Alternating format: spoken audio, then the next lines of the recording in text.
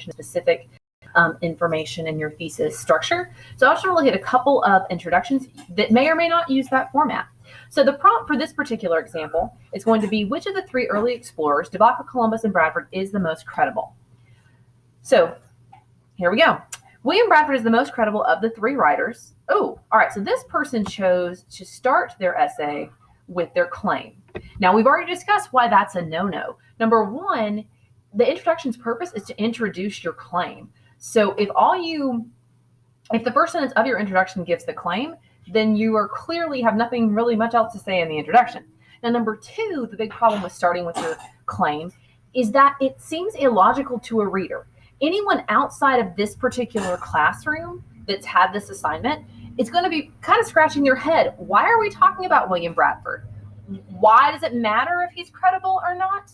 It just seems out of the blue to start your paper with that particular fact. As the person continues, he wrote as he traveled and included many details. So that's kind of a continuance of their claim, right? That's the reasons for why he's most credible. He's more trustworthy than Columbus and Baugh, who are arrogant men that portray themselves as heroes. So this author's given us a little bit more information, but why are they talking about Columbus and Baugh? And why does arrogance and heroism, why does that detract or take away from their credibility? This introduction really is just a thesis with a little bit of counter argument. It doesn't introduce anything. It doesn't pull the audience in. Now, the next example does not start with a thesis statement. You're going to see at the bottom that this introduction does logically connect each of its points down to its thesis.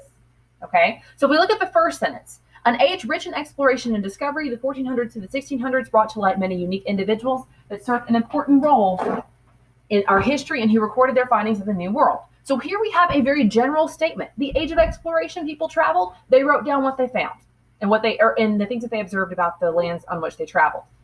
So it's a very general statement. Not sure yet why we're talking about the age of exploration, but let's see what they do in the next sentence. Three men who traveled to the New World and documented their journals were Christopher Columbus and Cabeza de Vaca. Oh, look, they've narrowed it down to three particular explorers, de Vaca, Columbus, and Bradford. So now they've taken this first sentence and they've given the particular information that they need or that they are going to talk about in the paper. Then they build on that. While all three gave first-hand accounts, and their writings are not created equal in terms of credibility. So there's that connection back to the writing prompts. Then they give us Columbus and Baugh, why they are not good or strong, credible writers.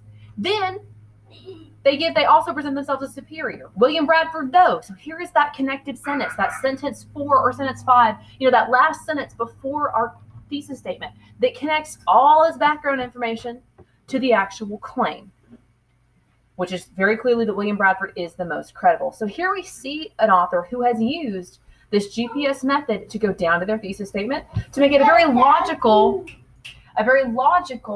cohesive introduction. So as you go about writing your introductions, you really want to be like the second one. You don't want to start with a claim that, number one, takes away the whole purpose of your intro, and you don't want to start with your claim because, again, it's illogical to your reader. Why are we talking about William Bradford at all? So as we go about writing our introductions, we want to make sure we're trying to logically structure this for our audience so that they can follow our paper. Thank you very much.